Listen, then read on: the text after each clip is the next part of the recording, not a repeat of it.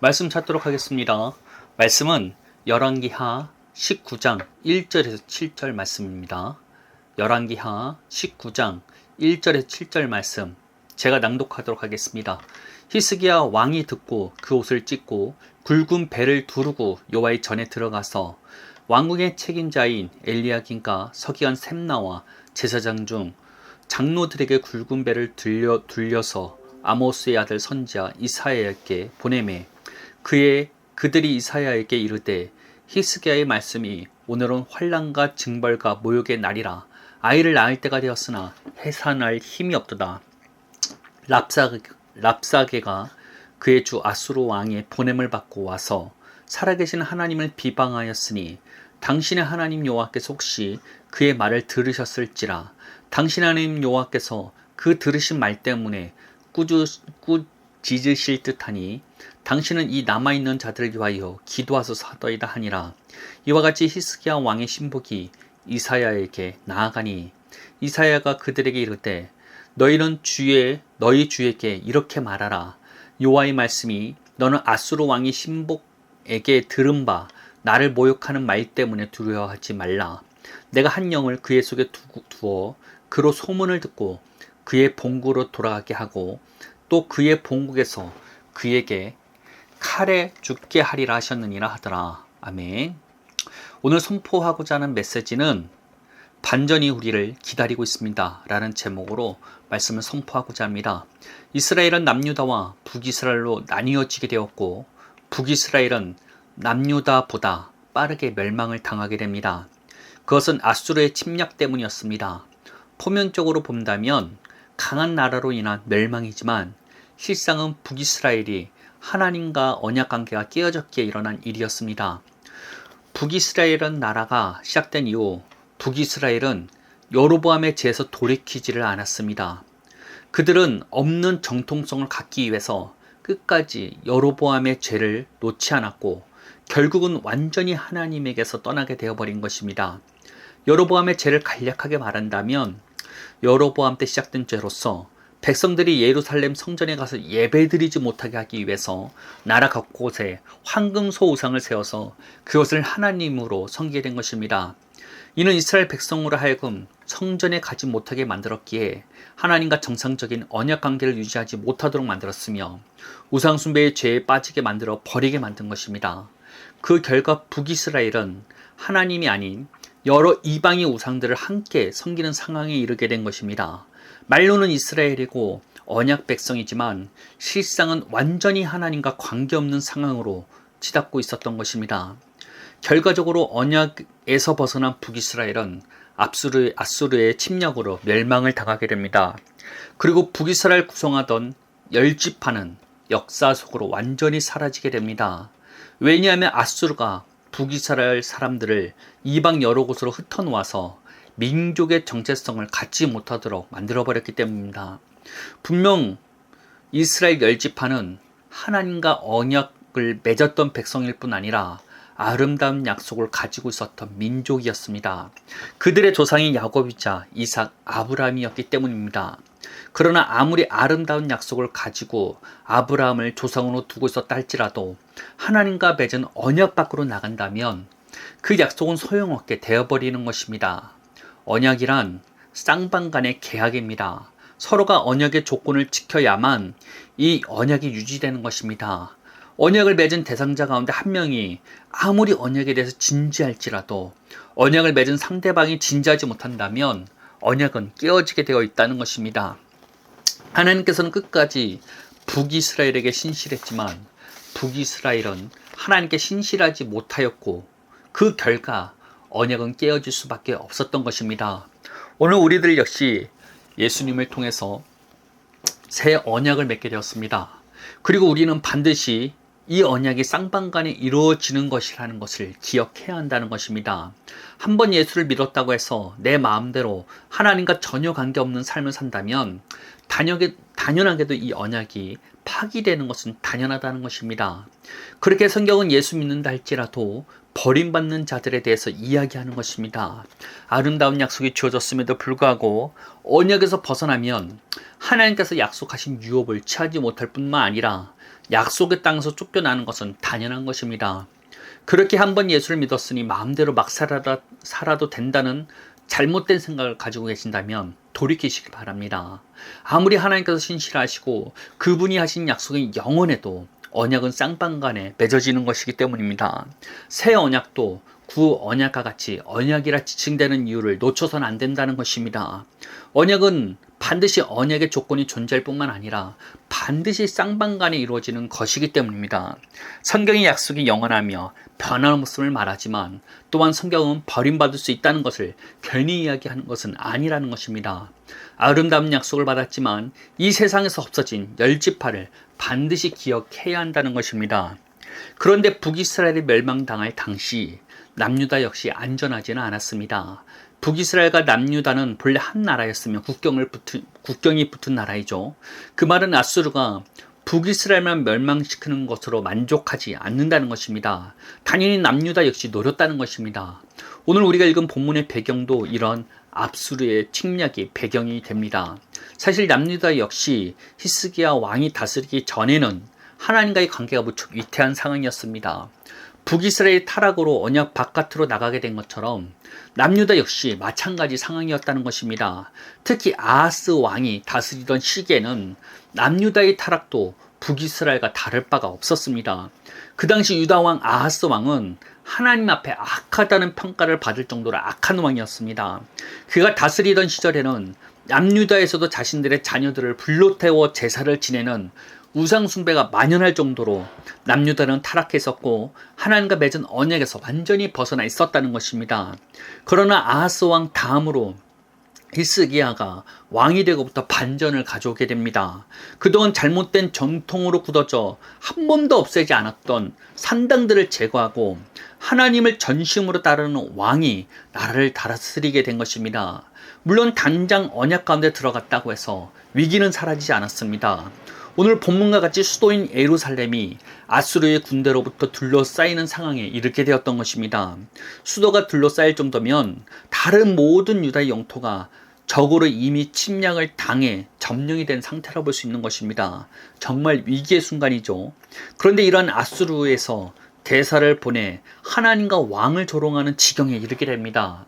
즉 너희들의 신이 너희를 절대 구원할 수 없다는 것이죠. 분명 하나님과 맺은 언약 가운데 들어섰음에도 불구하고 상황은 최악이었습니다. 그럼에도 불구하고 히스기야는 하나님과 맺은 언약에서 벗어나지 않았습니다. 자신들이 들은 조롱들을 하나님께 아뢰며 기도하였고 하나님께서 선지자 이사야를 통해서 아수르 군대가 물러서게 될 것이며 아수르의 왕이 죽임을 당하게 될 것을 말씀하시게 됩니다. 그 결과 하나님께서는 아수르 군대 18만 5천 명을 치심으로써 아수르 군대는 물러나게 됩니다. 그리고 아수르의 왕은 자신이 섬기는 신에게 신전에서 경배하다가 죽임을 당하게 됩니다. 즉 자신이 이스라엘 조롱할 때 하던 말이 자기 자신에게 돌아온 것입니다. 너희들의 신이 너희를 구원할 수 없다고 한 말이 곧 그에게 일어났다는 것입니다. 남유다는 비록 북이스라엘과 마찬가지로 멸망의 기로에 섰지만 언약 안으로 돌이킴으로써 구원함을 받게 된 것입니다. 그렇게 언약 백성은 언약 안에 있을 때에서야 안전하다는 것입니다. 언약 백성이 언약 바깥으로 나가면 하나님의 보호를 받을 수 없게 된다는 것입니다. 언약은 반드시 쌍방간에 이루어지는 거래입니다. 즉 아무리 한 명이 신실해도 언약을 맺은 계약자가 신실하지 못하면 깨어지는 것이 언약이라는 것입니다. 그리고 언약에는 반드시 언약의 조건이 존재합니다. 이스라엘이 하나님과 맺은 구언약은 하나님을 섬기고 율법을 지켜 행하는 것이 언약의 조건이었습니다. 그러나 북이스라엘은 여로보암의 죄에서 빠져나오지 못함으로써 언약에서 벗어났으며 황금소 우상을 하나님으로 섬김으로써 우상 숭배의 죄에 빠져들게 되었다는 것입니다. 언약에서 벗어나니 더욱더 빠르게 하나님과 멀어지게 되었고 북이스라엘은 아름다운 약속과 신앙의 조상 아브라함이 있음에도 완전히 하나님과 관계없는 민족으로 바뀌게 되었다는 것입니다. 결과는 역사 속에 완전히 잊혀지게 되었다는 것입니다. 그러나 남유다는 히스기야 왕을 통해서 그동안 언약 관계를 유지하지 못하게 만들었던 모든 것을 제거하는 데 성공했으며 북이스라엘을 멸망시켰던 아수르의 침공에서 벗어날 수 있게 된 것입니다. 즉 언약 안에 들어감으로써 반전을 경험하게 된 것입니다. 오늘도 우리도 이와 같은 경험을 할 수 있습니다. 오늘날 신앙인들은 그냥 예수님을 인정하는 믿음만으로 자신의 언약 안에 굳건하게 있다고 생각합니다. 또는 열심히 회개하려고 노력하는 것이 하나님과 맺은 언약 안에 있는 것이라 생각하는 경우가 있습니다. 그렇게 우리는 교회에서 배워왔기 때문입니다. 그러나 새 언약의 조건은 율법을 지켜 행하는 것이 아닌 믿음이라는 것입니다. 믿음으로 율법을 지켜 행하게 되는 것이지 새 언약에서 약속하는 것이 이것이 새 언약에서 약속하는 것이며 우리에게 요구되는 조건이라는 것입니다. 이 말은 믿음이 우리가 율법이 요구하는 삶을 가능하게 만든다는 것입니다. 그렇게 성경은 믿는 사람들에게 열매를 요구하고 있습니다. 믿으면 당연히 열매 맺는 것이 당연하며 하나님의 뜻대로 사는 것이 가능해지기 때문입니다. 그렇게 새 언약은 우리에게 믿음을 요구하고 있습니다. 당연하게도 이러한 믿음은 단순하게 예수님을 인정하는 믿음을 말하고 있지 않습니다. 믿음은 우리가 생각하는 것과 같은 예수님을 인정하는 것과 같은 작은 범위가 아니라는 것입니다. 믿음은 우리의 사고관을 포함한 의식의 변화를 요구합니다. 세상이 어떠고 환경이 어떠할지라도 하나님의 말씀대로 즉 약속대로 사고하고 말씀대로 의식하는 믿음을 우리에게 요구한다는 것입니다. 이런 믿음이 우리를 언약 안으로 이끕니다. 새 언약의 약속대로 사고하고 의식하는 믿음 말입니다. 그런데 우리는 이러한 사실을 교회에서 들어본 적이 있습니까? 저는 그동안 교회 안에서 들어본 것은 예수 믿으면 구원받은 것은 따르는 당상이라는 말과 예수 믿어도 회개함으로써 사실상 삶을 스스로 변화시켜야 한다는 말씀뿐이라는 것입니다. 이러한 가르침들은 우리를 언약 가운데 데리고 갈 수가 없습니다. 예수님을 한 번 믿으면 구원은 따르는 당상이라는 가르침은 아까 말한 것과 같은 믿음을 단순히 예수님을 인정하는 믿음으로 축소시켰기 때문에 새 언약의 조건이 요구하는 믿음에 합당하지 못하다는 것입니다. 그리고 예수님을 믿는다 할지라도 회개해야 하며 스스로 말씀대로 살아야 한다는 가르침은 새 언약에서 요구하는 조건에서 비껴나가는 것이기 때문에 우리를 온전히 언약 가운데 들어설 수 없게 만든다는 것입니다. 분명 새 언약은 우리가 믿음으로 하나님 뜻대로 살 수 있게 됨을 약속하고 있기 때문입니다. 믿음으로 우리가 하나님 뜻대로 살게 되는 것이지 내가 스스로 하나님 뜻대로 살려고 하는 것은 언약의 조건을 잘못 이해한 결과라는 것입니다. 믿음만이 우리를 하나님 뜻대로 살 수 있게 만듭니다. 내 노력, 내 힘으로 하는 것은 반드시 한계가 있을 뿐 복음의 능력을 경험하지 못하게 만든다는 것입니다. 새 언약의 조건대로 믿음을 사용할 줄 알아야 합니다. 새 언약이 요구하는 믿음은 우리의 사고관과 의식이 새 언약의 약속대로 바뀌는 것이라는 것입니다. 그렇게 신약에서 회개하라, 천국이 가까이 왔다 하라는 메시지에는 생각의 변화를 요구하는 메타노이아라는 헬라어 원어를 사용한다는 것입니다. 일반적으로 우리가 생각하는 회개는 무엇입니까? 죄에서 돌이키는 것을 말합니다. 그러나 예수님과 세례 요한이 선포한 회개의 메시지는 그와 달랐다는 것입니다. 즉 새 언약에서 우리에게 요구하는 회개는 죄에서 돌이키는 것과 더불어서 하나님의 말씀대로 우리의 생각과 사고관, 의식을 새롭게 하는 것이라는 것입니다. 새 언약에서 요구하는 언약의 조건을 갖추시길 바랍니다. 하나님의 말씀대로 생각하고 느낄 수 있는 자가 되어야 합니다. 하나님의 말씀대로 생각하고 말씀 의식을 소유하는 자가 새 언약 가운데 들어가게 되는 것입니다. 물론 우리가 말씀 의식, 말씀 사고관을 소유하고자 해서 바로 변화가 일어나진 않습니다. 히스기야는 종교 개혁을 일으켰음에도 불구하고 유다는 아수르 군대에 둘러 싸움을 당할 뿐 아니라 조롱을 받아야만 했습니다. 그럼에도 불구하고 히스기야와 남유다는 그들의 조롱이 아닌 하나님을 바라보았고 끝내 반전이 일어나게 되었습니다. 우리에게도 반드시 반전이 일어날 것입니다. 우리는 인내함으로써 말씀을 붙잡다 보면 하나님의 말씀이 나타나게 되어 있다는 것입니다. 하나님과 맺은 언약 가운데 있기를 힘쓰시길 바랍니다. 단순히 예수님을 인정하고 받아들이는 믿음을 넘어서서 말씀대로 생각하는 말씀 의식을 소유할 수 있는 신앙인이 되어야 한다는 것입니다. 이런 믿음을 소유할 수 있는 자들이 새 언약에 들어갈 뿐만 아니라 새 언약의 유업을 누릴 수 있게 되는 것입니다. 이는 우리가 믿어야지 해서 사실 될 게 아닙니다. 하나님과 기도한다고 해서 이런 믿음이 그냥 소유되는 것이 아닙니다. 물론 예수님을 믿었으니 자연스럽게 가져가는 것 역시도 절대 아닙니다. 새 언약의 약속들을 묵상하는 자들만이 소유할 수 있는 믿음이라는 것입니다. 말씀대로 말하고 그 언약의 말씀을 입에서 놓치지 않는 자들이 소유하게 되는 것입니다. 즉 하나님의 말씀을 계속해서 암송하고 입에서 떠나지 않게 하는 자들이 말씀대로 우리의 사고관과 의식을 새롭게 하는 것의 시작이라 할 수 있는 것입니다. 이를 경험해 보시길 바랍니다. 말씀에 대한 믿음만이 우리를 언약 안에 거할 수 있게 만들 수 있습니다. 하나님의 말씀대로 생각하고 느낄 수 있을 정도로 말씀을 묵상하시길 바랍니다. 말씀 위에 선다는 것은 단순히 성경 지식을 갖추는 것이 아닙니다. 예수님을 통해서 약속되어진 새 언약의 약속이 깊은 내면의 밑바닥까지 깔리게 만들어야 한다는 것입니다. 말씀대로 생각하고 느낄 수 있을 정도로 말입니다. 이것을 경험하시길 바랍니다.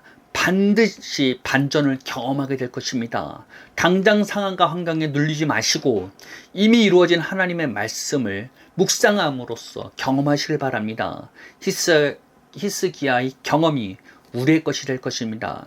율법의 저주 안에서 사는 것과 같은 우리의 삶에 반드시 반전이 일어날 것입니다. 우리가 이 시간 기도하도록 하겠습니다. 하나님 감사합니다. 우리에게 놀라운 은혜를 허락하신 것 주님의 은혜입니다. 우리가 이 약속을 우리의 마음과 우리의 입술에 떠나지 않게 하겠사오니 우리의 생각과 사고관을 바꾸어 주옵시고 우리가 말씀대로 생각하고 말씀대로 느낄 수 있는 자들이 될 수 있도록 우리를 이끌어 가지옵소서. 주님이 요구하는 믿음이 우리 안에 새겨지길 원합니다. 예수님이 인정하는 것을 넘어서서 이제는 우리의 사고관, 우리의 세계관, 우리의 의식까지 완전히 말씀대로 생각하고 말씀대로 이 세상을 바라볼 수 있는 눈과 마음을 허락하여 주옵소서. 주님이 원하는 믿음이 우리 안에 자리 잡길 원하며 예수님의 이름으로 기도합니다. 아멘.